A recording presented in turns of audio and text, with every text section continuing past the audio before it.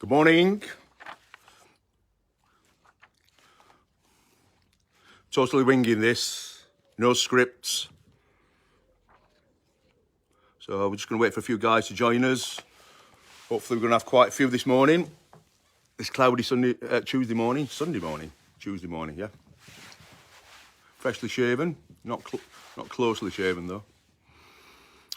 Morning, that one person, 3 people. Welcome to Kickback Recovery's Recovery Hour with Mick Hartley. That is I. 6 people, good morning.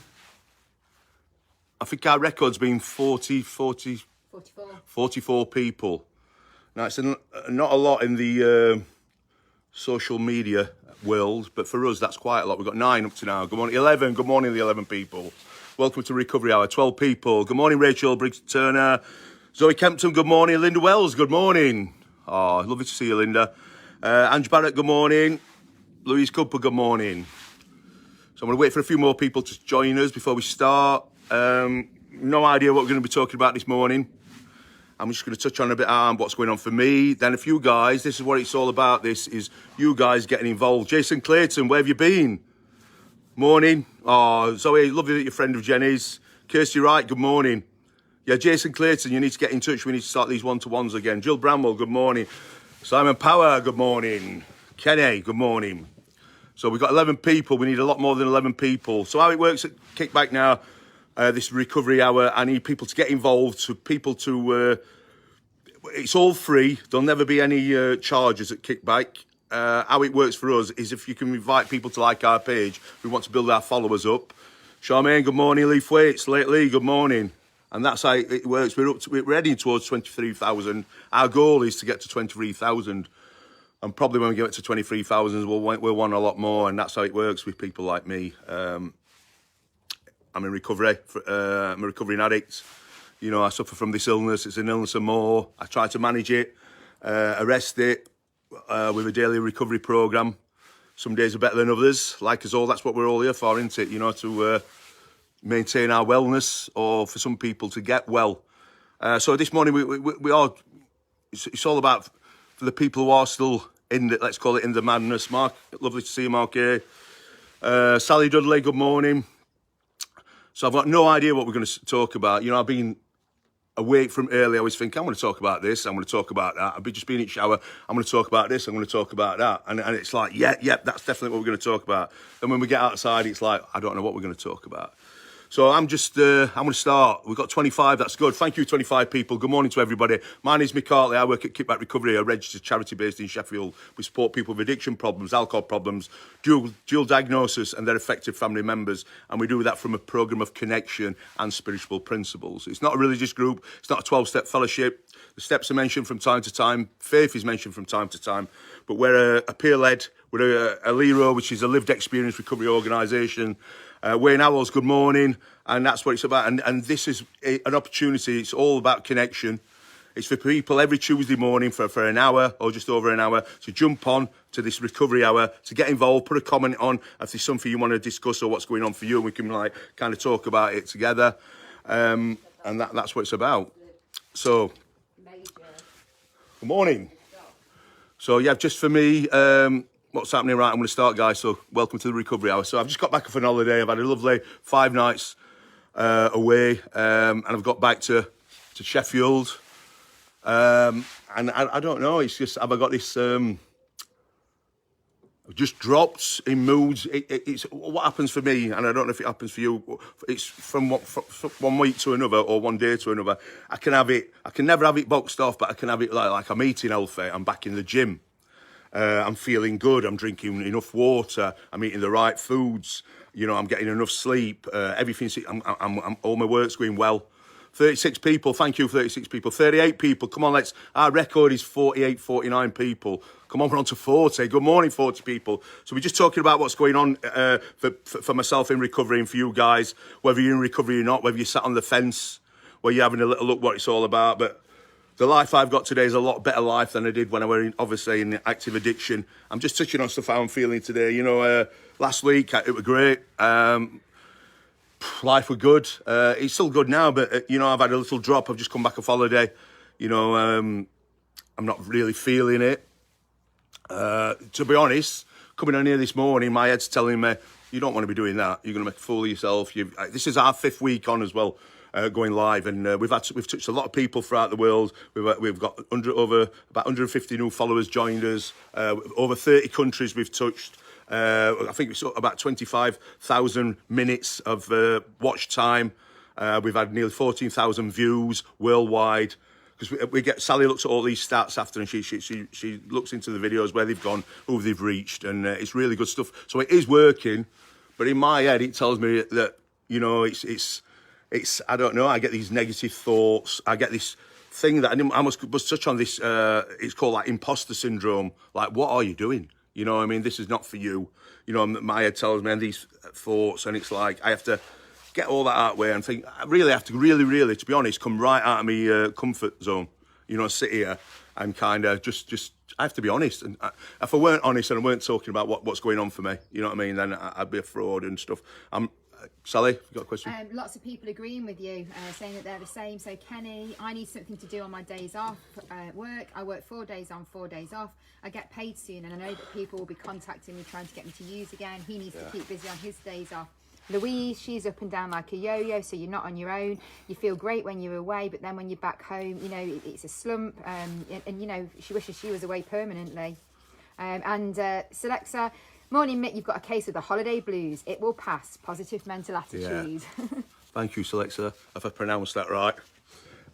Yeah, I get it. And thank you for guys commenting, because I need you guys to comment in, because I have been waffling on here for over an hour before. And it is winging it. You know, we try to talk about stuff that will help people, but I need you guys to get involved. And this is what it's about. It's about our community. And let's build this community up week by week. We do the recovery education on Thursday. That's an hour at 5:30. That's all planned. We do a lesson plan. We work from a PowerPoint stuff, like a classroom type feel to it. And that works. And that's Friday as well at 2 o'clock. But this stuff, it's like Saturday, it's recovery hour. I need you guys to get involved in that to help me do something I can't do on my own. You know, so that's how I'm feeling a bit. I've got this imposter syndrome. But I have to put that to one side, because I can, what do you mean I can, you know what I mean? I'm not an imposter. I've been doing this, I've been in recovery for, over 7.5 years. I'm coming up to 6 years clean time. You know, I've walked the walk, you know, I've experienced the relapses, the lapse. I've experienced the highs in recovery and the lows, and I have experienced lots of challenges in recovery, you know, for years and years when life threw anything at me and I felt whatever I was feeling. If I didn't like that feeling, I'd use on it to numb it, temporarily numb it. And if I did like that feeling, I'd use substances to amplify those feelings, to kind of go electric, get plugged in and really celebrate these feelings with substances. But today I have to sit with feelings. I have to process feelings, work through them.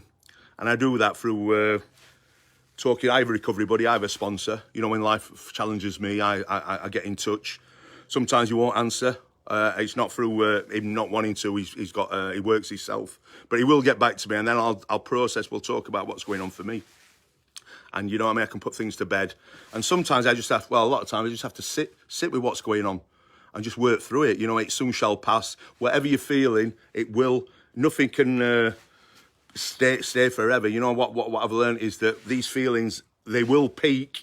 You know what I mean? They'll reach a peak and it's powerful, but that peak can't maintain. You know, the tables turn.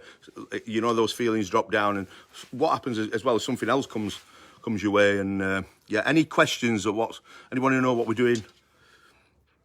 No. So everybody just agreeing, just saying that, you know, they're top fans. Jason Clayton, it's so keeping busy is key. Charmaine, she needs to keep busy. It's so important she stays clean, and she's expecting a baby in February. Oh, yeah, good stuff.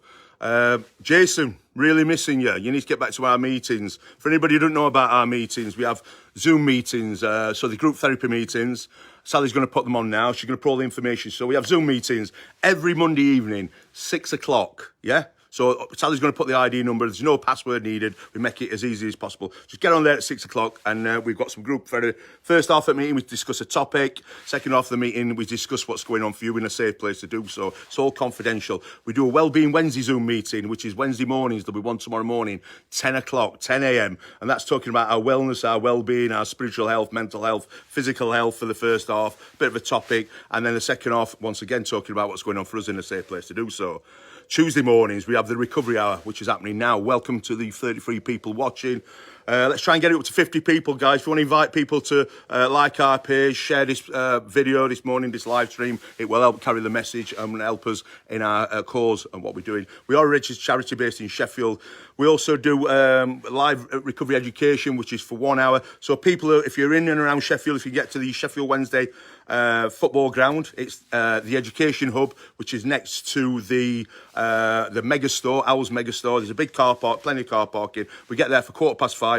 Bring a little sandwich with you and a drink if you can. So it starts actually at 5:30. We do a live stream, recovery education, PowerPoint stuff, classroom feel.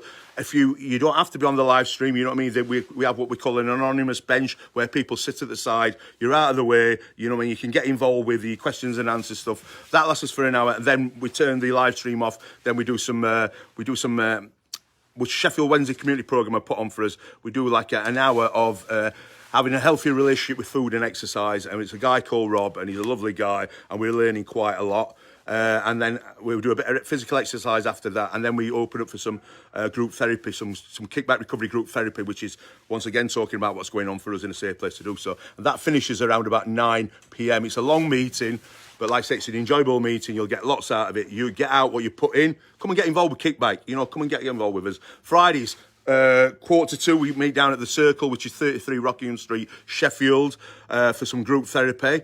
That starts at 2 o'clock, but you need to be there. It starts actually at 1:45, but we go live at 2 o'clock. Now, all this live stuff might put a lot of people off coming to our meeting. It's something that we're piloting. We've done 1 month of it, and so far it's gone well. It's not for everybody. We're not asking everybody to get on camera. We're going to keep monitoring it week by week. If it does start affecting our groups, then we're going to stop it. But up to now, it's having a positive effect. So the people who come who don't want to be on camera just sit at a separate side of the room. You're still involved with it, and it's just for 1 hour. When that 1 hour's finished, there's no cameras whatsoever, and everybody gets back to what Kickback Recovery does. Yeah. So any questions about that? Just put a comment on there. Sally will answer your questions. Yeah, so we're just talking. We've just been touching on what about really imposter syndrome, which is, I'm sure we've all experienced it at times, especially in recovery or new jobs, where we said we come into recovery, we put the drink down, put the drugs down, we started working on ourselves, we've gone to college, we've got some qualifications, we've got a new job. When we actually get the job, or I've had it working for the charity, I'm sat here like I could be sat here now doing this live, and my head's telling me, what are you doing here? You know what I mean? You can't be doing this. You know, nobody's going to listen to you. You can't be pulling this off. Or you know, your head's telling you this. You're winging it. You're a fraud. You're this, you're that. You know, that type of. That's imposter syndrome. Just touching on that. I'm not an expert on it. I'm just trying to describe it or explain how it is for me at times. You know what I mean? I've got to put those negative thoughts to one side and think, you know what, I am good enough. You know, I can do what I'm doing. I am doing what I'm doing. I've been doing it for a few years, and we're getting results. And that, I'm sure people can kind of similarise to what I am saying, you know, around that stuff. But that's why I've been experiencing it. I've been waking up early hours at morning. When it comes to this live stuff, I become vulnerable. You know, it's is it healthy for me? Is it not? You know, I have to weigh up there. Is it having a positive effect? Is it not? Is it having a positive effect on the group? And up to now, it is having a positive effect. But still, there's still something, imposter syndrome going off where, listen, what are you doing? And I'm just being honest, what's going on for me. So I've had to push all that to one side this morning, put camera on, here we go, let's go for it. Any questions that you want to answer about kickback or ask, Sally will answer you on the comments. Sally's our company secretary, she's one of our trustees. She's really revolutionised kickback in the last year and a bit since she's been here, and it's all good stuff. Do you have any questions or anything that's going on, Sally? Louise wants to know, have you got your jingle sorted out for the recovery hour? Lots of people saying they're hoping to get down to the meetings. Jason, yeah, he definitely wants to get back. He needs to get his head back into the one-to-ones. They really helped him. Good stuff. Yeah, we need you, Jason. Louise, no, we ain't got our jingle. We need somebody to make or whatever they do with the jingle to put on for the recovery hour with Mick Hartley. Something like that with a bit of music in background. Just some light-hearted fun. That's what we're wanting. So, yeah. So, right, so I've just touched on earlier. Let's get into some serious stuff now. Let's get into nitty-gritty. So, yeah. So, a couple of weeks ago, I'm feeling good, back training, losing a bit of weight, feeling positive, doing my degree, my teaching degree, getting into that, everything, home life and everything's spot on, you know, and then just, I don't know what it is, when I went on holiday, all nice, lovely time, you just come back, yeah, a bit of holiday blues, but then, I don't know whether it's a kind of burnout where we had a real, really busy 2 weeks before we actually went away, getting everything done so we could, like, kind of, in my head, justify the holiday and relax and knowing that everything's been done. But I think that does you know, if we don't look after ourselves and we don't self-care, I do believe that I kind of had a burnout. So I've come back, I've done what I've done. It was Sally's birthday. She had a lovely time. Made sure, you know, put the effort in, the energy that we needed to kind of, so everybody had a nice time. But I've got back and everything's just gone, just absolutely burnt out, I think, really. And to be honest, it's put me on my backside for a couple of days. I've still been doing the work I need to do, but I'm burnt out. You know, and that's a kind of cycle that does happen from time to time by not looking after myself. So when I've got the burnout, then I'm not going to the gym. I am eating rubbish foods, not the right foods, because I want to kind of fix myself with some junk food type of thing. You know, some fats, salts, you know, sugars, plenty of chocolate, you know, watch a box set or something, get the work done that I need to get done, but then just find myself sat on a sofa watching TV. And that's really the wrong thing to be doing. But how do you get out of that? How do you pull, you know, when you're just exhausted, you know, I don't know, you know, just now I'm on the comeback again. I've kind of working, not say I worked through it, but I've just gone through that motion of doing what I'm going to do. I've jumped up this morning, back in shower, had a shave, you know, clean clothes on and stuff, and got to get back out there and start again. But it's this trying to manage. Go on. You can get back out there once your isolation's ended. That's it. Get back out there. I've still got how many days have got left selling isolation? You can go out on Thursday. Right, I'm back out on Thursday. But saying that, then that could have isolation stuff could have had a big part of it. You know, not knowing there's stuff going on that I'm not really taking notice of. But the isolation, being isolated, I'm restricted to what I can do. You know, it does have and now I've got all this stuff in this isolation. Anyway, I'm not going to go into all the politics of the COVID stuff and all. It's the wrong place to do so. But, you know, at times I am challenging, well, a lot of time, challenging bits and bobs. Right, have we any questions about anything I've just touched on? How's everybody else feeling? Any similarities to what we spoke about? Lots of good mornings. So Kenny Petch saying thank you. He wanted to remind you of the meeting, so I've just popped those on Good for him. stuff. Brendan, good morning, Mick. Amy Hutchinson, morning, Mick. So just lots of people, lots of reactions on the comments buttons, which is good. Yeah, good stuff. Good morning, everybody. If you just joined us, welcome to Kickback Recovery. My name's Mick Hartley. Sally. From my own personal view, I can definitely relate. I'm sort of the same as you. We came back last week and the weather's different, the pace of life is different, you've got more commitments, you've really got to kind of step back up after being relaxed, and I felt it this week. I found this week hard as well, and I think like Selexa mentioned, it's those holiday blues for me, and I think all the tips you've said about just getting on and getting up and getting a wash, and I think you were talking to me the other night about gratitude and inventory at the end of the day and things. Is that something? Yeah, we touched on some stuff last night. We did our Zoom meeting, so our Monday Zoom meeting, which starts at 6 o'clock every Monday. The first half of the meeting, we did a topic meeting. Last night's topic were kind of doing the right thing.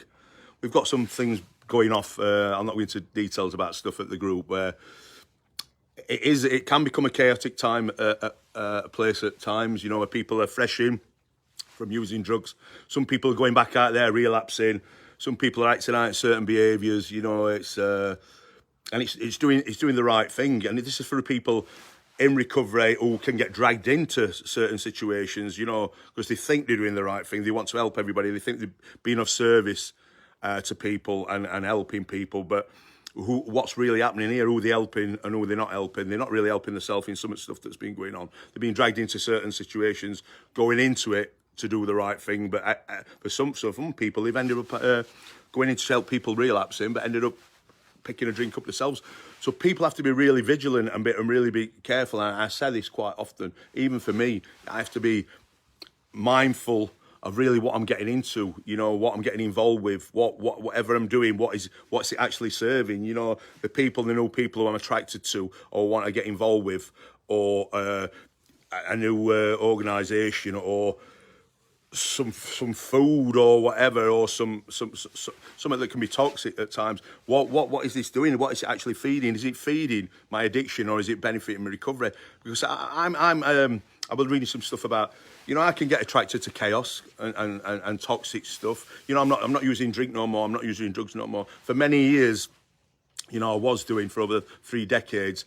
And in that time, there were lots of chaos. And even before the drugs, the kind of life, the home life and stuff, there was lots of arguing and chaos, and my brain were releasing chemicals around, upset, and the home life that got a bit crazy at times, anxiety, I got this anxiety all the time, what we're going off, getting in trouble at school or with police or stuff. All that anxiety stuff, we're releasing chemicals. And I became addicted to that stuff.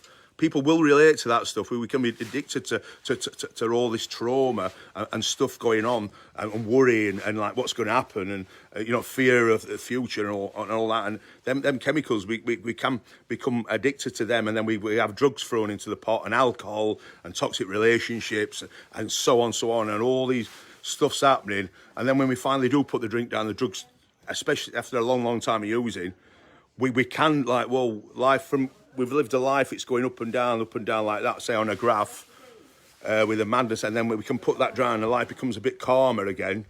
And yeah, we've decided we're not going to pick any substances up, but we can pick up people or certain places that will remind us or bring us back to those places of chaos and stuff. And then chemicals can, people will know what I'm on about. Sally. Bridget says isolation was a terrible situation for her. It triggered her in many ways. Focusing on plans for the future and living in the moment and lots of self-care was the way forward for her. And Steve Coyley, when physical health suffers, your mental health suffers. He's going through it at the moment. It's harder to deal with as you're a recovering addict, because in the past, when stuff like this happens, you turn to drugs to take the pain away. And then just Benson, he said he didn't want any of his children to know that his dads are down and out. He's 6 years clean come October. Yeah, thank you for everybody for those comments and getting involved. That's what it's about. It's about connection. You're connecting. This is an hour or so where you might not be at work, you might be in hospital, you might have relapsed, you might be not in a good place. For some people, I do know some people will be watching this from the beds. I was told that last night, but that's all right. Whether you've got the quilt over your head, you're just listening, you've got your phone on your chest, that's all right. It's some connection into it. Hopefully you're going to hear something that's going to get you back to a recovery meeting, or get you back in recovery. If you've gone back into active addiction, you've picked up. Hopefully this might give you some strength, some hope to get back, because this is a better life, isn't it? And I'm just sharing bits of stuff that's going. I ain't picked up for a bit, but I've still got stuff going on. I'll always have stuff going on. And just going back to what we're talking about is we have to be mindful, very mindful about what we're getting involved with. I just touched on some stuff because we will crave chaos, we will crave attention, we will crave drama, because it releases chemicals we've become addicted to over the years, and that, it's a minefield out there, but you know what I mean? But the good news is that if you've got a community like Kickback Recovery, it's a place where you can come and talk about it, you can come and get involved with that, you can come and share what's going on for you and get some support when and where you need it. And it also helps people who have been around for a long time, in their recovery maintenance program, like myself. It gives me a purpose, some service. And that's what I need to do, I've got something to do every day. I've got some purpose. Maya's telling me, just stay at home today. Just do this, do that. This I have to think to myself. Well, I do think to myself, I can't do that because I've got a job. I've got commitments. And that's what I need. I need commitments. I need purpose. I need distractions that distract me from when I'm on my own. I am in bad company. They say that when an addict is on his own, or an alcoholic, they are in bad company. Too much time on his own is not healthy. I need to be connecting all the time. I need people to rein me in and help me. And this is what Kickback's about. nobody's got a perfect recovery. Definitely not me. You know, nobody's got a perfect life. You know, it's just a place where we come and work on ourselves. Jilly, who's got our kickback breaking stigma frame around her profile picture, looks fab. She's just said we have to live life on life's terms. That's it, Jilly. And then, Jilly, I know you're going through a lot of stuff, and we all love you, you know, and you're one of the bravest ladies I know, and you're very inspirational to myself. I just want to say well done and thank you for everything you do and sticking around with Kickback. Thank you. Right. So we've got Wayne Howells watching, Kenny watching, Lynette watching, Stacey Jenkins, Kirsty Wright is watching, Jason Clayton. I fully agree that an ex-addict's own company is the worst company. Definitely, Jason, you know that more than anybody. I think Sally's just read Steve Coyle's out. Sally? Steve comments again. He says, I think sometimes we can use our past as an excuse to revert back to the madness, but we can also use our pasts to do well in life and show others that recovery is possible. Definitely, Steve. And thank you for your comments, Steve, and thank you for getting involved. And thank you for all you do with the recovery community as well. We're around the horses and stuff and that, yeah. Inspirational, mate. Keep it up. Gillet, thanks, mate. No, thank you, Gillet. Any more? Let's keep talking, guys. Anything you want to discuss?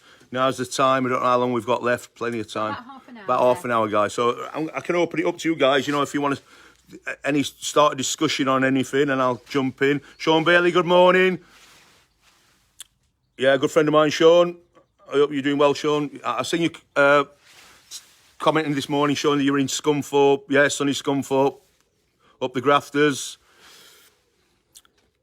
Yes, I'm feeling better already, to be honest. I've opened my mouth, I've got talking, and I feel all right. This 2 minutes before coming on this live feed, I'm like, oh no, do I want to do it? Do I not? You know, with we should be celebrating. This is the 5th week of doing this. You know, 5 weeks being at this. You know what I mean? I'm sure there's always going to be something to talk about. Leaf Weights, brilliant. Yeah, no, thank you, Leaf Weights. Lately, I call lately. So, Lee, I'm going to share a little bit about you, Lee, if you don't mind, in the nicest possible way. So, there's I hope you don't mind. So, there's we work closely with lots of different organisations. So, there's an organisation called the Manor and Castle Development Trust. Lovely lady there called I've got her name. Kellyanne, that's it. Sorry. Sorry about that, Kellyanne. Lovely lady called Kellyanne got in touch. We've got a guy I'm working with. I hope you don't mind this, Lee. I'm sure you don't mind. He's really poorly, suicidal, lots of drinking. He can't stop drinking. He's depressed. We kind of done a lot of work with him, but I think he needs some extra help. So I said, right, give me his phone number. I've rung the guy. Lee's answered. Pissed out of his head. God love him. Not getting much out of him. I've explained who we are, who I am, what we do. I said, I'll ring him back tomorrow. I rung him back next day. He still didn't know who I was. Can't remember a conversation before that. I kept on ringing him. We did start talking. One of the loveliest guys, as we all know. He's one of the loveliest guys that we know. You know, he's such a lovely man. Yeah, he lives not far from where I grew up. So I kept on ringing him. I said, why don't you join one of our Zoom meetings? And he was like, no, I'm not really ready for that. I said, well, why don't you join? So this is for everybody as well. You can join these Zoom meetings. You don't even have to put your camera on. You know what I mean? You don't even have to put your microphone on. You can just listen. You know, we won't even know you're there. We will know you're there because it'll say so-and-so's joined us. You don't even have to put your name on it. So it's a place where you can come and connect. Even if you're not ready for opening up or talking about anything, you can just come and listen. This is the beauty of these Zoom meetings that you can join. 2 a week we do at Kickback. Monday at 6 o'clock, Wednesday morning at 10 o'clock. So you can just jump on, put your ID number in, and you can just listen. There's no pressure.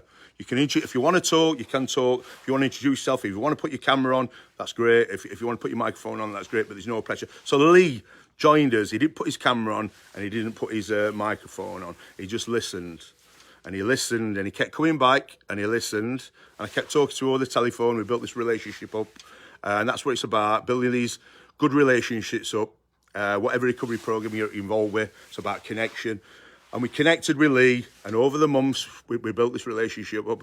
Then it come a time where he left his camera off, he put his microphone on, he said hello, that were it, that were enough, you know. And then over the weeks, he put his camera on, he started talking, and then he went to a detox, into Northern General Hospital for a detox around alcohol. We supported him. He used to join his Zoom meetings from hospital.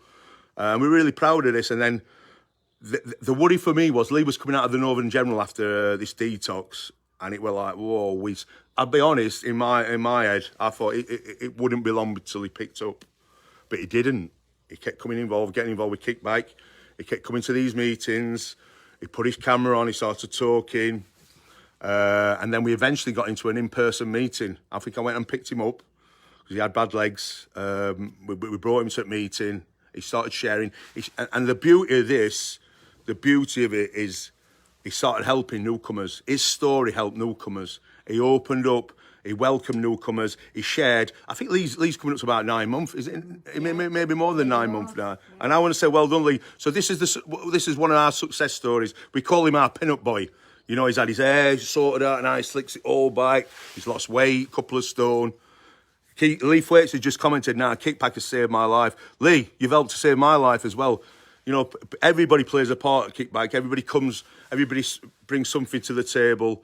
You know, the dynamics are always changing. People are coming and going. Some people stay around. You know what I mean?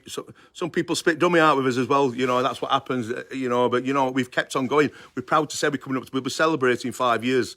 We are a registered charity that's based in Sheffield, supporting people in and around Sheffield. 5 years in November we've been running for. You know what I mean? It's been a long 5 years, that. Thank you for everybody who's stuck around, who's trusted us. We have had some testing times. I've had some testing times. You know, my recovery's been hard. You know, I've been challenged with certain things. You know, I'm a recovering addict. You know, my illness at times will flare up. It'll want me to act out in other stuff. You know, I get attracted to people, to places, to things. You know what I mean? I have to manage it.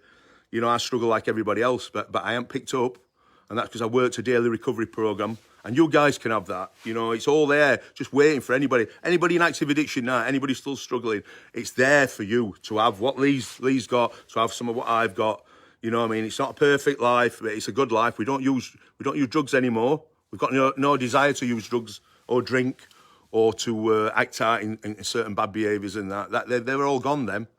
You know, but to keep them gone, we have to do this type of stuff we're doing now. We have to get involved with a fellowship like Kickback Recovery. Or if not, go to AA, NA, CA. There's lots of help out there. Doctors, you know, local drug services. There's PSI stuff. There's lots of help out there that you can get involved with. You know, and this hopefully will plant a seed to give you that desire to want to get well. You know, hopefully if you are sat on the fence, you want to jump off that fence and get in touch with your local drug services, or get in touch with myself at Kickback. Send us a private message. We can get that ball rolling. We can get you involved with Kickback. I'm going to look through, see if there's any comments or anything. Did you want to say something, Sally? I did, yes. You need to come a bit closer, yeah. Sorry, there was just a delivery. There's another comment from Kenny. He says, going back to what you said about an addicts being their own worst company, he says, it's so true. I can't stand being on my own sometimes. I just need to be around the right people who will encourage me not to use. I know the people are no good for me, but sometimes I do give in to temptation, especially when I'm on my own. And when I'm not working, boredom kicks in. Yeah, so get involved with us, Kenny. You know, without being rude, you know, I've done it myself, we're always looking for excuses. We're always making excuses up. It's somebody else's fault. I'm on my own. It's a big wide world out there waiting for you. You know what I mean? Kickback's waiting for you. Come and jump on with us, get involved. Lots of stuff, activities, meetings, you know, walks, you know, fishing. We've got a camping trip coming for the people who are abstinent. And I've had over 6 month abstinence. They'll be involved with, well, it will be open for them to get involved with the camping and that, yeah? Anybody else? A lady called Kim, she says she struggles having her camera on because she suffers with her mental health, but she's struggling to stop smoking weed, and she's lost her dad to COVID, and she's really struggling to cope. She really wants help. Yeah. If you want to reach out to me or Sally, you know, send us a private message and we can try and support you and then refer you on. I don't know if you are Sheffield based or in and around Sheffield, but we'll try and point you in the right direction, yeah? I'll make contact with you. Yeah, please do. So Sally will get in touch with you. Yeah. And there's a few more people asking for extra details on the meetings. I'll reach out to them. Yeah, please. Lots of people now mentioning the camping trip, which we don't know the final details of yet, but we will be letting people know. Yeah. So the camping trip, like I said, we've got one of our projects is the Stay in Stock project. So it's a project to help people stay stopped to what was it? I I think we want to help people get to over 12-month abstinence. So we support people, work very closely with people getting up to 12 months clean time. Once you've got 12 months, you've got a lot better chance of staying clean than you had at 2 months, 3 months. You know what I mean? It gives you a lot more percentage of staying clean. And then the goal is to get you up to 5 years. Once you're up to 5 years, you've got a good chance of staying clean. But you're not going to do that on your own. You're not going to stay clean on your own. I won't stay clean on my own. You know, it'd be a matter of time till I get that tap on the shoulder. You know, I get involved with something and it drag me back in. You know, and sometimes I do think, you know, could have go it alone. Could have changed my job, go into something different. You know, go back to running a business where I could make quite a lot of money, and I just have a little word with myself. I've been there, I've done that, and God love all the people that do that, and it's good. But for somebody like me, I've learned the hard way, and I have to just remember, keep grounded, and just remember what works for me and what keeps me right. And yeah, I could go back to earning money, and yeah, would it make me happy? I don't know. The life I've got a simple life today. I've got a spiritual life. You know, I'm blessed to have the life I've got. I'm blessed to be alive. You know, and that, it's a life of gratitude for me. I have to be grateful for what I've got, and that's enough. My lot is definitely enough for me these days, and yeah, that'll keep me well. Any questions? A lady called Tracey. Hi, Sally and Mick. She lives in Middlesbrough, and I know if I feel like I'm going to fall, I know I can count on Mick to listen to. Thanks, guys. Keep it up. Hi, Tracey. I've known you a long time, Answer. I know your brother. Yeah, got a lot of memories. Yeah, from back in the day, and it's good that you're still in touch with us, Tracey. Yeah, so just stay close to us as well. Yeah, and you know my number. You know how to get in touch with me and that. And yeah. Danny says it didn't make us happy before. Is that my? Everything you've just been talking Is that my about. friend, Danny? That's your friend, Danny. Yeah, Danny, I love you, brother. Yeah, you know what I'm saying, don't you? You know, I'm 53 this year, and like us all, we've seen a lot, we've done a lot, you know, experienced a lot, and for many years I chased that. You know, I wanted something, you know, that I never had, and I went to any lengths to get it, and that with the money stuff, you know, thinking it were going to give me this and more money and greed, obsessed with it. And I will say it once again, I thought I was ambitious when it was just addiction. It was addiction. Money changed the way I felt. You know, with money I had power. You know, I could with that money give me power where it just, you know, get a nice car which could attract girls, maybe the wrong girls. I could go and buy a couple of bottles of champagne at a bar which attract girls, and that were all addiction. You know, around ego being stroked, these feelings, that instant gratification stuff, always chasing. That's what drugs did to me. That stroke, that you know, instant grat stuff. It fed my ego. But I didn't know any better. I weren't educated. I had nobody to tell me any different. To be honest, all what I knew is I was kind of finding my own way through life. I knew I needed money to survive. I had 2 jobs. I got involved with criminal activities. You know, I'd do anything.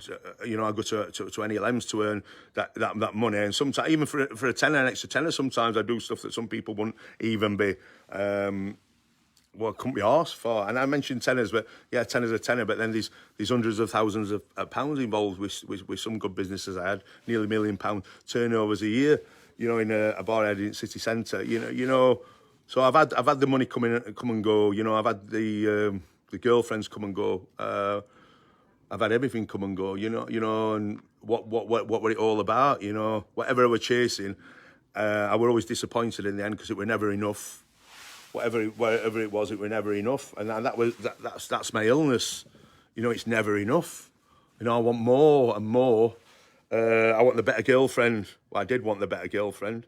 You know, half at times did I fancy her, did I not? I know this is no disrespect to people. It was just part of my illness. I was more interested in what other people thought about if they liked her. You know, if they thought she was attractive. If people said, "Oh, she's beautiful," and that, I thought, yeah, that's for me. Then it were always what other people thought, not what I really thought. People pleasing, you know, chasing things.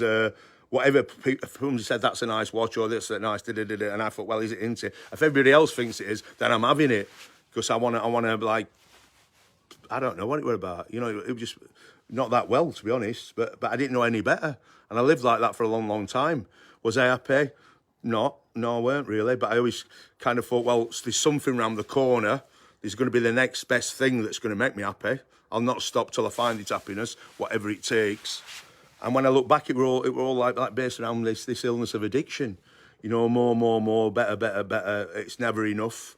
Whatever, you know, it were all about things giving me feelings, you know, stroking my ego, you know, but when the cocaine got involved, it were all over, you know, not straight away, because it never suited me. I say this all the time, that drug never suited me anyway. It just filled me with paranoia, anxiety. You know, I've always been somebody full of, you know, I never really knew what anxiety was till I came into recovery. I had other people talk about it. I learned about anxiety, what it is and what it, you know, and I would think for years I had this anxiety stuff going on, and I just thought it was just me. It was part of my makeup. I didn't understand what it were. I thought it might be a bit strange, a bit weird at the time. I've walked into clubs and pubs before and people have said, whoa, are you off your head? And, you know, you're all paranoid and stuff like that. I ain't even touched a drug. It was just, I would have full of that anxiety, on my toes a bit, you know, and it was a bit too much for me. And what I've learned is that were anxiety, you know, full of it, you know. But I just thought that were me. But what I were doing when I were putting stimulants into me, that were fueling that anxiety and amplifying it, you know, it were we all, like, a lot of us have experienced, a lot of us can similarise to what I'm saying, you know. I were feeding anxiety with drugs, which were pumping it up, and I became more anxious, and I was full of paranoia, and in the end, I in my silly head, deluded head, I used to think I'll work through it, you know, with more drugs. The more drugs I put in me, I've got to come to a point where I go past it. This is deep stuff. Some people might get what I'm saying. People might not. But for me, but then that took me into days without sleep, weeks without sleep. One time I did 9 nights without sleep. Well, imagine that. You know, when I was younger, I was thinking about this the other day. I remember when I was younger, there's some guys from a place called Jordan Thorpe, which is in Sheffield. And I'm not going to mention no names, but these guys were telling me they'd been on the whiz, digging it. And they'd gone 3 nights with no sleep. And I was looking at them and I was thinking, 3 nights? 3 nights? Who does 3 nights with no sleep? I remember years later, I'm up, you know, I haven't been asleep for 9 nights. And it just shows you how this illness can progress and how things spin round. And you look at people and you're judging people and you're making those opinions on them. And then in time, you know, so just a little lesson in this is don't be putting nobody down. Don't be judging nobody, you know, like I did. You know, thinking you're better than anybody, because this stuff can come to you. This illness is progressive and it happens over time, not overnight. And you could be the one you're listening to me now and thinking, what's he on about? That crazy. And in time to come, you could be the one experiencing what I've just described. You know, this is, you know, it's dangerous stuff. Danny, agreeing with what you've said, it was all just empty. We always wanted the next thing. What you need to do now is just be happy with what you've got, who you are, and just have lots of gratitude. That's the one, Danny, gratitude, isn't it? You know, be happy with you a lot. And that's what I was just going to jump onto, you know. I've learned through all that stuff, you know, it took me to some dark places. I was always lonely anyway. It always took me to a lonely place because me being me always ended relationships, you know, or I ended them to jump onto the next best thing or whatever. And apologies now, you know, living my recovery program is a place where I have to make amends. So I am making apologies to anybody I have hurt in the past over the years. Obviously, I'm not going to names, but I'm sure we've all hurt people, haven't we? So it's just a bit of an apology that anybody I've hurt in the past, or for people I intentionally didn't know I've hurt, but I have. I do apologise now to all those people. A bit of amends there, but that's the life I have to live these days. And it might not come across the right way to do it on a live stream, but obviously some of these people I'll not see, or I ain't seen for a long time, or they probably won't even hear what I've said. But in a way, I've made some indirect amends and answer. You know, I have mentioned. Yeah, come. Charmaine, Kim, Danny, all relating with you with the staying up and feeding the anxiety. Steve P. Coyle, I think happiness is the key. I come home every day stinking of horse poo and wee, but it makes me happy. Be happy and blessed for the things you have got in life and not what you haven't got. Nice words, Stephen. Yeah, that's it, isn't it? We've through pain and misery and hurt and upset, and we grow out of that, don't we? And that's what I've definitely done. The life I live today wasn't the life that I thought I'd live. I share this at meetings sometimes. Might sound a bit of a plonker, but, you know, I don't know what life I was working towards. I'll say at the age I am now, I'd be sat on a beach somewhere, pina colada, you know, a nice whatever setup, nice people around me, attractive people around me. I always say a couple of Russian beds or something, you know like that. But Before it weren't. It was 45. I was in a rehab. You know what I mean? And then in another, well, I was at 43 when my first rehab, and then I was 45 when in another rehab. You know, and then I relapsed, and I was still using it at 47. You know, on resentments and stuff, and poor old me, poor old me. You know, is that saying, isn't they? Poor old me, poor old me, pour me another drink. You know, it were all self-pity, it were all everybody else's fault. And I had to really have a good look at myself, and this is going out for all the other people. You know, have a good look at yourself. You know what I mean? It's, you know, it's not everybody else's fault, and the problem's always been me, and the problem is more than likely you. You know, it's us that are the problem, and we have to do the work. It's an inside job, and this is you know what I mean? This kickback and that, and yeah, we're putting this out, and but it's also there'll be people watching it who are not in recovery, and you can use a bit of this stuff. You know, these spiritual principles and doing the next right thing in your own lives, you know, because we're all, what you want to be doing is striving to be a better person, whether you're in recovery or whether you're not. Even in recovery every day, I'm striving to be that better person. I want to be a better person than I was yesterday. And by doing the work that's needed to do that, you know, doing the next right thing, being a service, you know, for me, saying my prayers, you know, asking for guidance, forgiveness, God's grace, you know, I can become that better person and grow more like Christ each day. And remember, we're not a religious group, but this, I'm just sharing what works for me. You know, I've tried lots of stuff, lots of fellowships. You know, I've experienced lots of relapses, lots of pain, lots of self-harm. And I talk about self-harm, it's not, I ain't actually ever cut myself, or I've thought about it. I've thought about going downstairs when I've relapsed and I've been that disappointed with myself. I've thought about getting a knife out of the kitchen and just putting it in my face and pulling it across because I'm that disgusted with myself. But I never actually did it. The self-harming for me was I never stopped using drugs, and I kept getting bigger amounts and bigger amounts, and the amounts that some people won't even dream of touching. But I just went for it. You know, I used to come out with silly sayings like "I'll die with my boots on." Sorry for, I'm just being honest, you know, and I'll die on the battlefield, and my battlefield we're using drugs, you know, because that's what it were. It were a battlefield at times. You know, I was at war with myself all the time. I couldn't stop using substances, Class A substances. You know, I kept putting them down and picking them back up, putting them back. I kept doing all my savings in. I kept going back and giving money away to at the end to young drug dealers, you know, in big cars. And I was pulling up in a battered old van full of McDonald's wrappers and stuff like that. And I was going to the bank and drawing all my savings out and giving them to young kids. You know, that's where my addiction, at the beginning, it were all a bit of high life and stuff like that. And being a bit of Jack the Lad. At the end, my addiction took me to some dark, scruffy places, and it were a place of self-harming. I just shoving big amounts of Class A stuff up my nose for days on end. We're not that, you know what I mean? It's self-harm. You know, it's no self-care there. Not sleeping for over a week and stuff like that. Just crazy stuff. Today's totally different. I don't live a life like that. Questions, please. Danny just says that there's one common factor between your story, his story, everybody's story, and what you've been saying, and that is me. It's about looking at self and looking at you. Kenny, he's put, I'm so grateful for where I have become. I'm working now so I don't commit crimes and I keep out of jail. I never thought I would be where I am now. I'm so grateful to be working. I moved away from my old area and got away from the people on the drugs. I still need to keep at it, but I'm sure I will be a better person who doesn't use it all. Nice one, Kenny. Danny, I hear you, brother. Yeah, and I'll say it again, what I've learned in recovery by looking in and doing some work on myself and around character defects. We've all got them. We've all got them, haven't we? And you know, some more than others. But a lot of people, I never thought, I didn't even know what a character defect was. A defect of character. You know, there's a saying, isn't there? I'll say it again, I've said it a few times, self can't see self. You know, we don't see our own defects. We're the bee's knees. You know what I mean? We've got it all going on. You know what I mean? No matter what's going on for us, you know, we're wherever. It's rubbish. You know what I mean? We need to have a good long look at ourselves. You know, work on ourselves. You know, and you'll do that with the help of somebody else. You'll not do it on your own. You need to get involved with Kickback or any other group and start working on yourself and get stuck into the nitty-gritty. Start having a good look at yourself and your faults and do the opposite. Whatever you are, if you are an angry person, if you are a selfish person, let's just use those two defects. Then you want to become a kind person and you know, and helpful person and an happy person and work on the opposites, and that's where we get the freedom.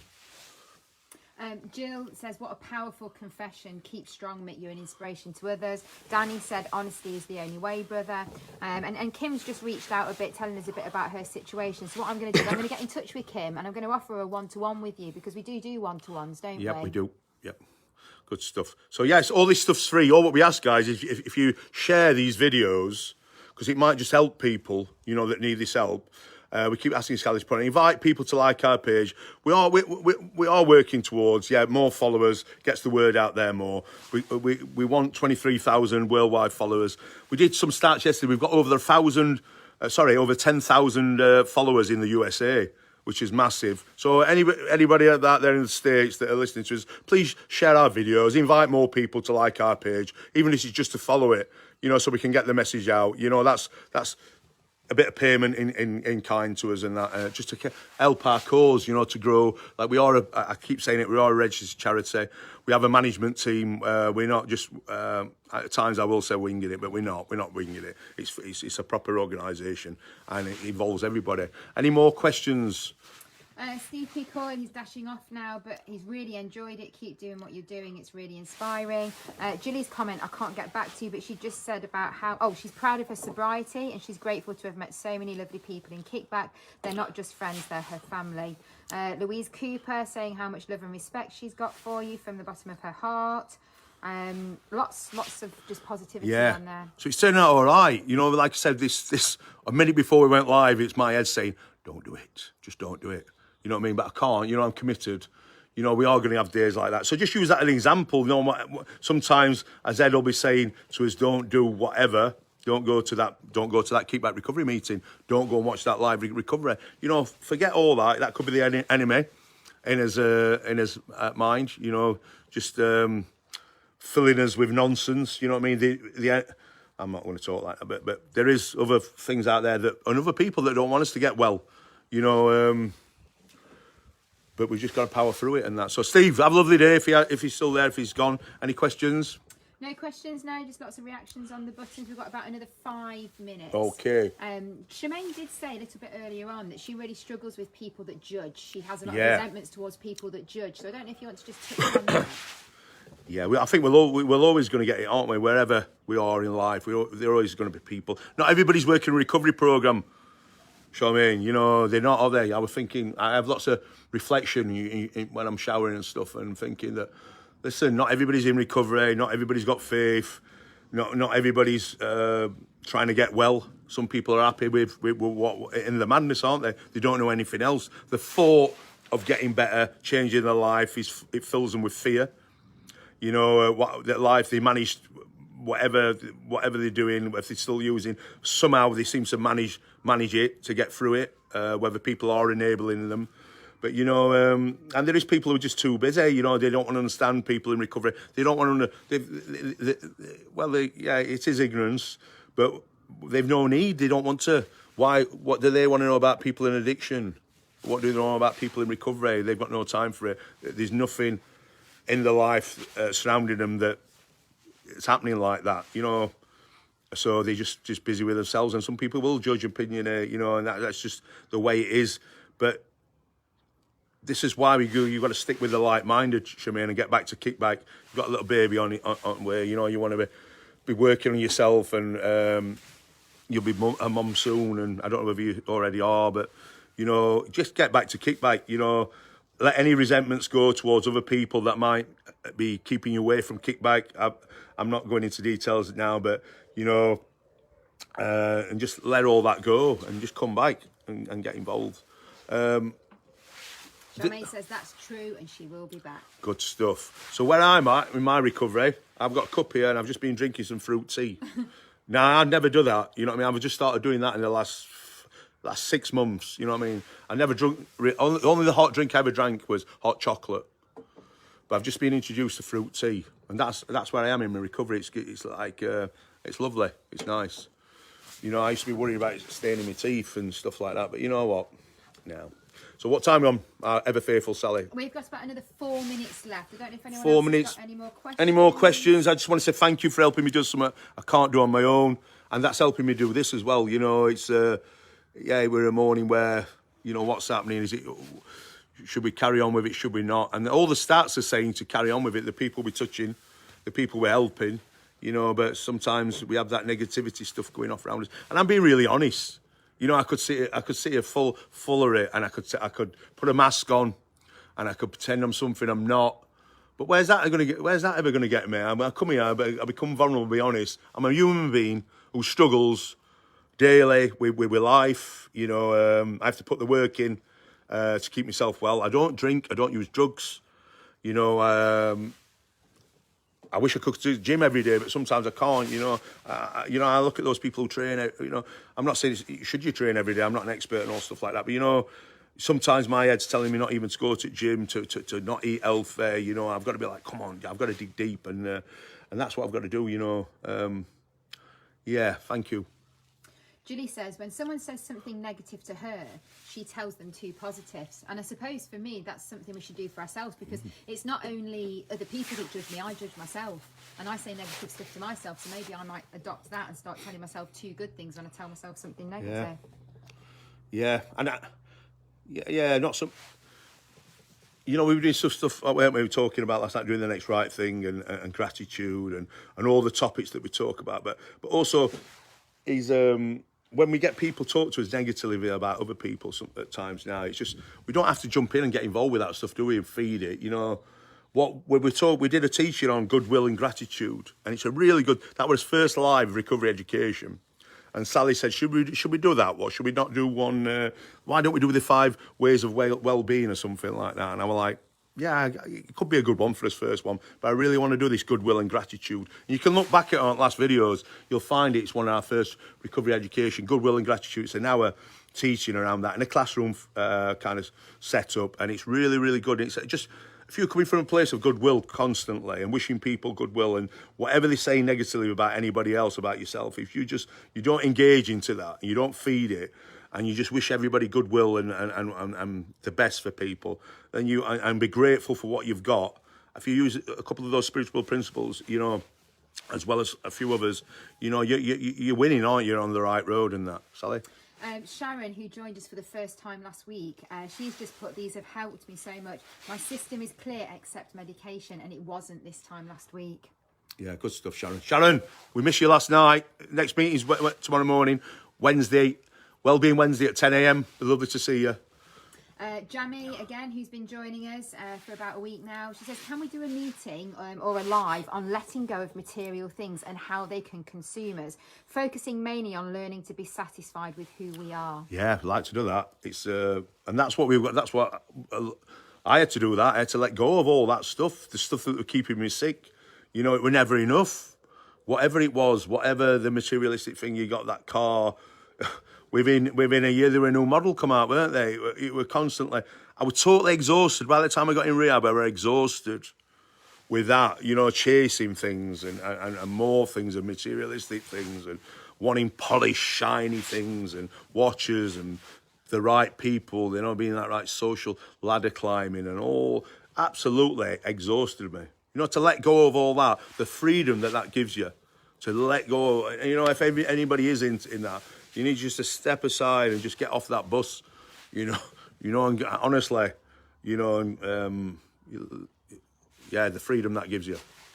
And then just maybe another suggestion for another teaching. Kim said, you know, how do you struggle? She struggles with people who comment on her social media. Why does she let it bother her so much? Even if she blocks them, she's still thinking about it for days and days. She's not letting it go. Yeah. So maybe that's something we could do another teaching on, about letting go and what others think of us is none of our business. Well, we become obsessed, don't we, of what other people think. You know, we're giving people power. You know, that what we talked about. You know, that quote. Why are we letting people rent a space in his heads without paying any rent? I do it sometimes. I lay awake at night thinking about what somebody said or what other people are up to, or what, you know, what they're fast asleep. They're not even thinking about us. We've got to let go of that. Why are we giving people the power to control our lives and to exhaust us and to be becoming well with it, don't we? And a lot of people start drinking through it and start using drugs. Yeah, any more? What time are we on? You have literally got 1 minute left. Right. So this 1 minute I'm going to just use to say thank you to everybody. Thanks for listening. Thanks for everybody for brightening my morning up. Sally, thank you. The next live will be a recovery education. That will be Thursday evening at 5:30 p.m. That'll be live from the Sheffield Wednesday football ground. A big thank you to the Sheffield Wednesday community programme that helps us and any other organisations that help us. Love to everybody. Thanks for listening. Keep pressing them loves and all that stuff. Keep inviting people to like our page, share our videos, and we'll keep doing what we're doing, yeah? Some days will be better than others, but we've got to make sure we're in the game, aren't we, guys, yeah? So keep on doing what you're doing. For the people who are new around, get involved with Kickback, reach out, you know what I mean? You can't do it on your own. Get involved with us. There's lots of love at this charity and fellowship, yeah? All right, take care. Have a lovely day.